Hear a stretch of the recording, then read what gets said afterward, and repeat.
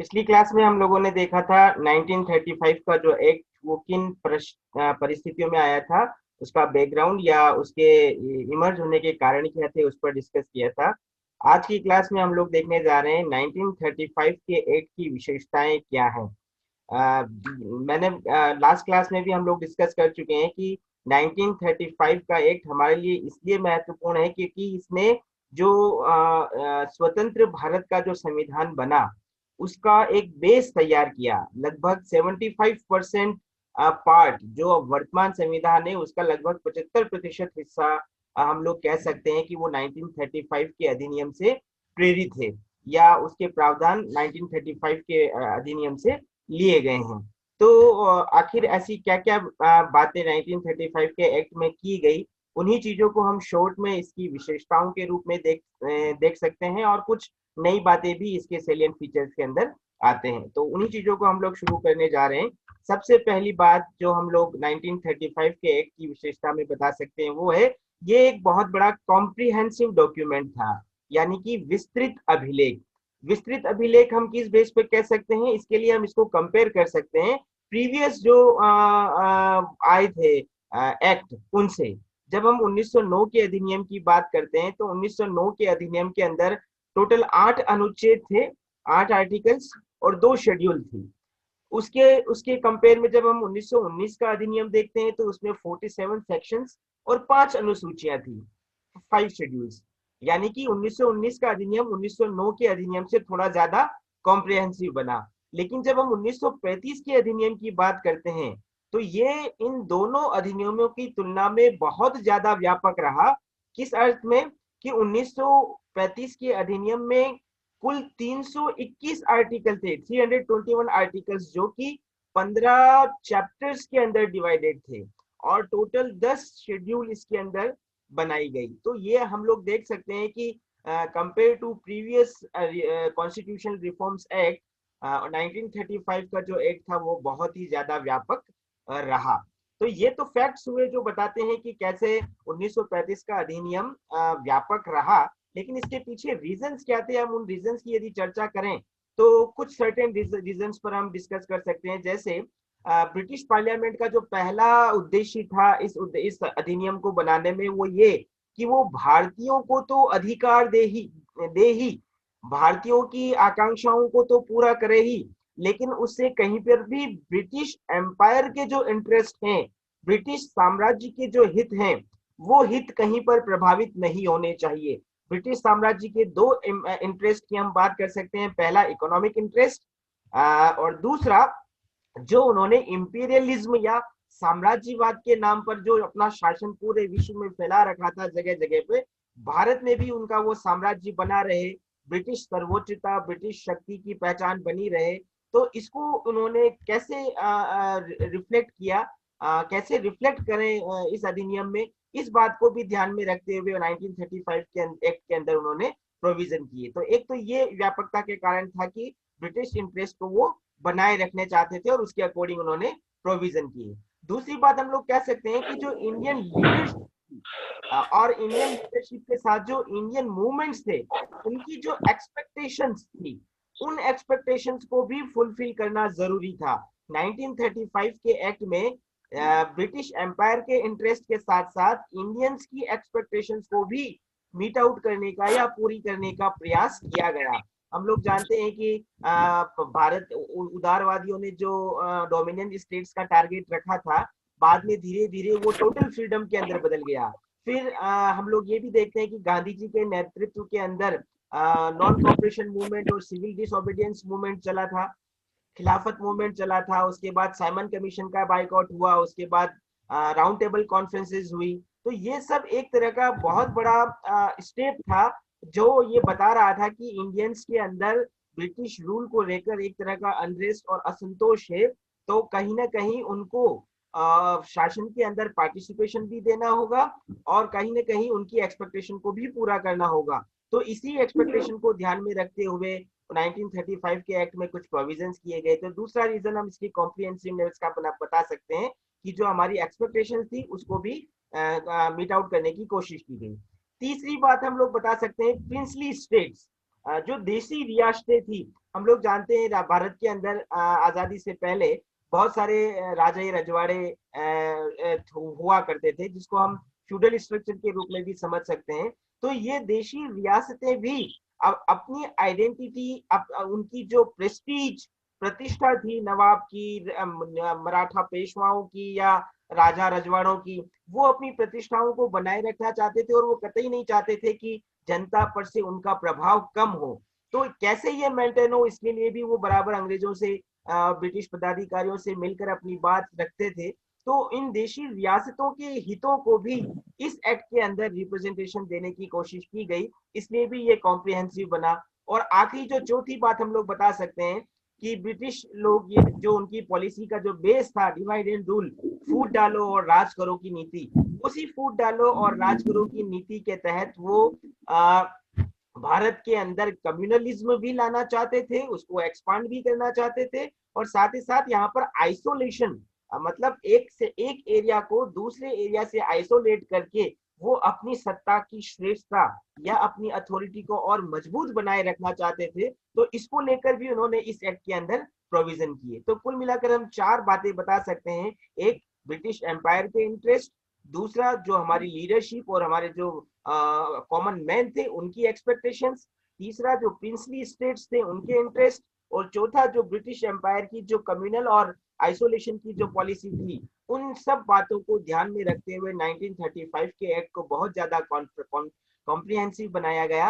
और इसीलिए हम कह सकते हैं कि पूरा जो ये 1935 का एक्ट है वो 15 चैप्टर्स के 321 आर्टिकल्स और 10 शेड्यूल के अंदर बनकर तैयार हुआ। तो ये पहली विशेषता हम बता सकते हैं, कॉम्प्रिहेंसिव डॉक्यूमेंट या विस्तृत अभिलेख। दूसरी बात हम इसके अंदर बता सकते हैं, जो इसकी दूसरी विशेषता, कि इस अधिनियम में लेक ऑफ न्यू प्रियम्बल, नई प्रस्तावना की कमी थी। देखो प्रस्तावना का मतलब क्या है, हम लोग समझ चुके हैं कि किसी भी डॉक्यूमेंट का जो प्राइमरी इंट्रोडक्शन होता है, प्राथमिक परिचय, वो प्राथमिक परिचय प्रियम्बल के द्वारा दिया जाता है ना। मतलब एक छोटा सा इंट्रोडक्टरी पार्ट होता है जो ये बताता है कि आने वाले डॉक्यूमेंट के अंदर जो भी प्रोविजंस किए गए हैं उनके ऑब्जेक्टिव्स क्या हैं, उनमें किन पॉलिसीज को डिस्कस किया जा रहा है, गवर्नमेंट का फॉर्म कैसा होगा, उसका नेचर क्या होगा, इन सब को शॉर्ट के अंदर डिस्क्राइब करने का जो तरीका है उसको हम प्रियम्बल या प्रस्तावना के रूप में जानते हैं। आप लोगों को पता है कि 1919 के एक्ट के अंदर पहली बार प्रस्तावना शामिल की गई थी 1919 के अधिनियम के अंदर। उसके पहले प्रस्तावनाओं का उल्लेख अधिनियमों में नहीं होता था, लेकिन 1919 के बाद जब 1935 का अधिनियम आया तो ये उम्मीद की गई थी कि इसमें कोई नई प्रस्तावना जो इंडियन एक्सपेक्टेशंस के अकॉर्डिंग नए चेंजेस ब्रिटिश पार्लियामेंट कर रही है, उसी को ध्यान में रखते हुए नई प्रियम्बल इस 1935 के एक्ट के अंदर आएगी। लेकिन जब ये डॉक्यूमेंट रिलीज हुआ, जब 1935 का एक्ट आया, तो हम देखते हैं कि इसके अंदर वो की वो प्रियम्बल रखी गई जो कि 1919 के एक्ट के अंदर थी। मतलब कोई भी नई प्रस्तावना इस 1919 के अधिनियम के अंदर, उस 1935 के अधिनियम के अंदर शामिल नहीं की गई। तो जो 1919 के अधिनियम की प्रस्तावना थी, जिनमें दो बातों को मुख्य तौर पर एम्फेसाइज किया गया था कि भारत जो है वो ब्रिटिश एम्पायर का एक बहुत अभिन्न हिस्सा है, तो वो इस 1935 के एक्ट में हमें रिफ्लेक्ट होती हुई नजर आती है। और जो दूसरी बात इसके अंदर कही गई थी 1919 के एक्ट की प्रियम्बल के अंदर, वही 1935 में भी रिफ्लेक्ट होती है कि ब्रिटिश एम्पायर यहाँ पर ग्रेजुअली, यानी कि क्रमिक रूप से रेस्पॉन्सिबल गवर्नेंस को एस्टेब्लिश करना चाहता है। तो उसी में उन्होंने 1919 का एक्ट भी वो लेकर आए और बाद में 1935 का एक्ट भी लेकर आए। तो ये 1919 और 1935 के अधिनियम की प्रस्तावना में हम कह सकते हैं कि कोई अंतर नहीं है। तो जो क्रिटिक्स हैं और जो इंडियन उस समय के फ्रीडम फाइटर या इंडियन लीडर्स थे, उन लोगों ने इससे एक साफ एक अपना रिएक्शन दिया कि चूंकि ये प्रियम्बल वो की वो है जो 1919 के एक्ट की है, इससे पता चलता है कि ब्रिटिश शासन जो है वो सेल्फ गवर्नेंस देने के लिए कोई सीरियस नहीं है। मतलब अगर ब्रिटिश शासन गंभीर होता तो कोई नई प्रियम्बल आती और उसमें कुछ नए तरीके से नई बातें इंडियंस के सामने रखी जाती। खैर बहरहाल हम लोग ये बता सकते हैं कि 1935 के अधिनियम के अंदर वही प्रस्तावना थी जो 1919 के अधिनियम में थी। नई प्रस्तावना या नई प्रियम्बल का इसके अंदर अभाव था। ये इसकी दूसरी विशेषता हम लोग बता सकते हैं।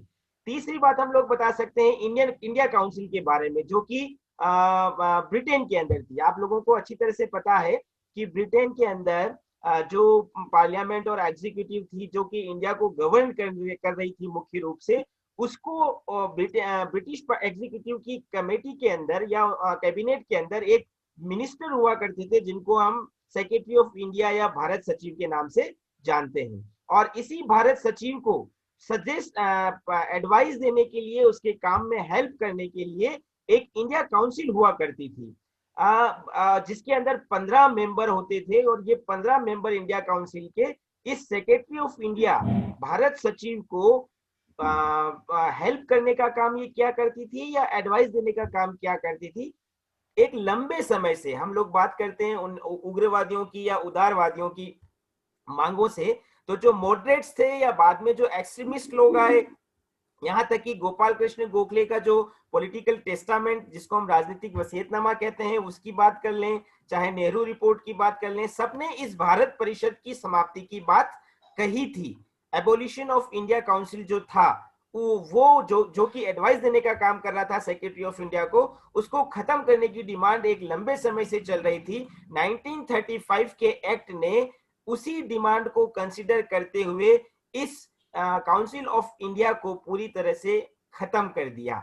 मतलब ये जो इंडिया काउंसिल का नाम जो था और उसका जो काम था, वो पूरी तरह से 1935 के एक्ट के द्वारा खत्म किया गया। और इसके स्थान पर देखिए, अब कहते हैं ना, हमारे यहाँ एक कहावत है कि काम अगर इस तरह से ना हो तो घुमा के दूसरी तरह से कर लो, काम वही करना है। तो इंडिया सेक्रेटरी ऑफ इंडिया का जो सजेशन देने वाली इंडिया काउंसिल थी, उसको तो खत्म कर दिया, लेकिन उसको उसके काम में एडवाइस देने के लिए एक एडवाइजरी कमेटी, हम लोग ये कह सकते हैं कि भारत परिषद का नाम बदलकर एडवाइजरी कमेटी कर दिया गया। इसके मेंबर्स को एडवाइजर्स कहा गया, यानी कि सलाहकार।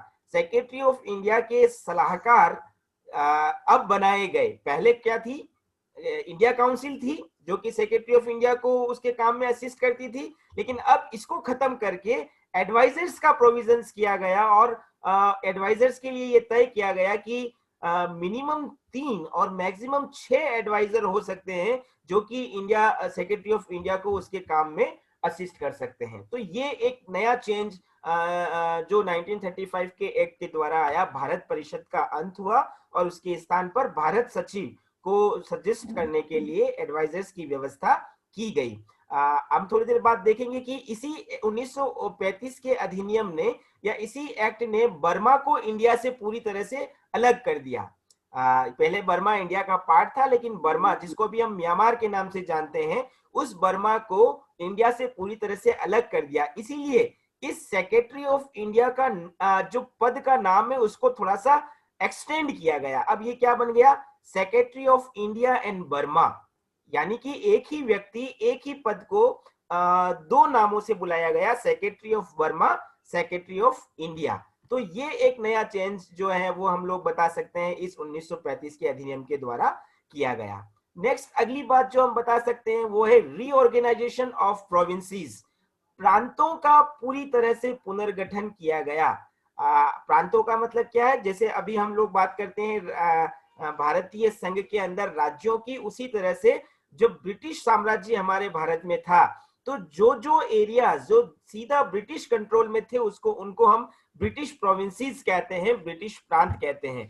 तो दूसरा कुछ एरियाज था जिस पर राजा रजवाड़ों, निजामों, पेशवाओं का अधिकार था, उनको हम प्रिंसली स्टेट या देशी रियासतें कहते हैं। तो अभी हम देशी रियासतों की बात नहीं कर रहे हैं, हम प्रोविंसेस, ब्रिटिश प्रोविंसेस की बात कर रहे हैं। 1935 के एक्ट के अंदर इन्हीं ब्रिटिश प्रोविंसेस को उनका रीऑर्गेनाइजेशन किया गया, उनका पुनर्गठन किया गया।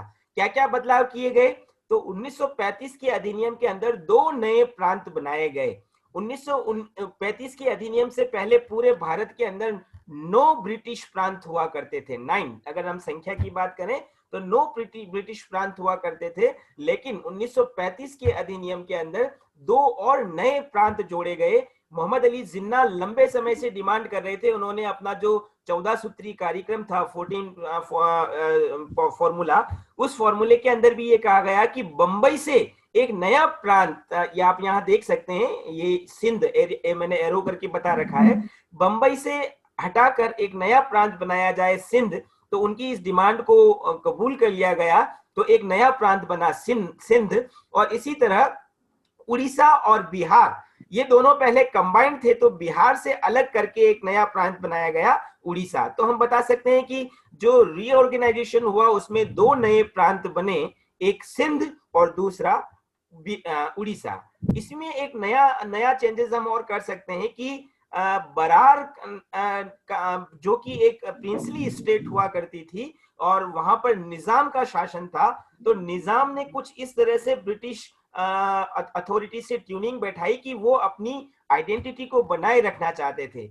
उनकी डिमांड्स को ब्रिटिश एम्पायर ने या ब्रिटिश रूलर्स ने मान लिया था, तो बरार प्रांत पर निजाम की प्रभुसत्ता तो स्वीकार की गई कि मतलब वो हेड तो वो रहेगा, लेकिन वो ब्रिटिश प्रोविंसेस का हिस्सा रहेगा। और वो कौन सी प्रोविंसी होगी?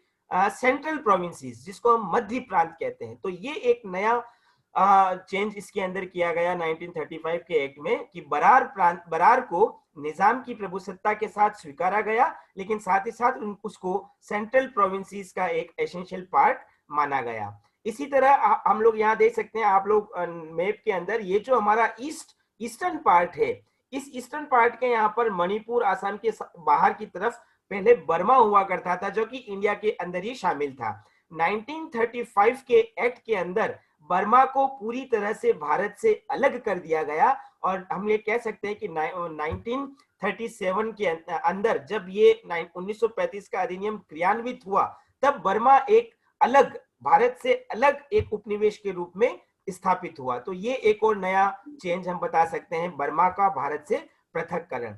और एक और नया बदलाव 1935 के एक्ट में किया गया, ये अरब सागर के अंदर से लगा हुआ क्षेत्र, जहां आपका इराक, मस्कत, ओमान, यमन, ये जो गल्फ कंट्रीज के देश आते हैं, इसमें एक छोटा सा पोर्ट आता है, अदन का पोर्ट। व्यापारिक दृष्टि से यह बहुत महत्वपूर्ण हुआ करता था, तो इस पर भी ब्रिटिश हुकूमत का शासन था। आप लोग देख सकते हैं ये अदन नाम का जो क्षेत्र है, उसका भारत से कहीं कोई लेना देना नहीं रहा, भारत की टेरिटरी का उससे कोई जुड़ाव नहीं रहा, लेकिन फिर भी अदन पर ब्रिटिश हुकूमत रही, और ब्रिटिश एम्पायर ने इंडिया का जो प्रशासन था, एडमिनिस्ट्रेशन था, उसी को ये दायित्व दे रखा था कि वो अदन का एडमिनिस्ट्रेशन भी संभालेंगे।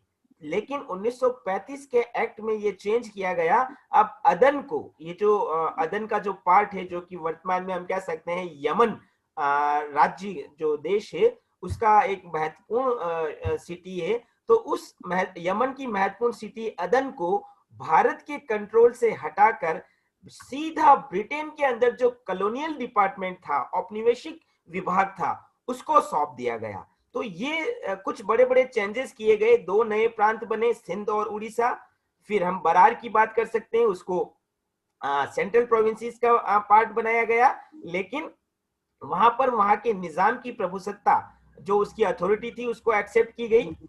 बर्मा को भारत से पूरी तरह से अलग करके एक नया उपनिवेश बनाया गया, और भारत के बाहर जो अदन क्षेत्र था, जो भारतीय प्रशासन के नियंत्रण में था, उसको भारतीय प्रशासन के नियंत्रण से हटाकर सीधा ब्रिटिश उपनिवेश विभाग के अधीन किया गया। तो हम कह सकते हैं कि इस प्रकार टोटल नए 11 प्रांत, 11 प्रोविंसेस जो थी, वो 1935 के एक्ट के बाद आई, 11 प्रांत और 6 चीफ कमिश्नर एरियाज। तो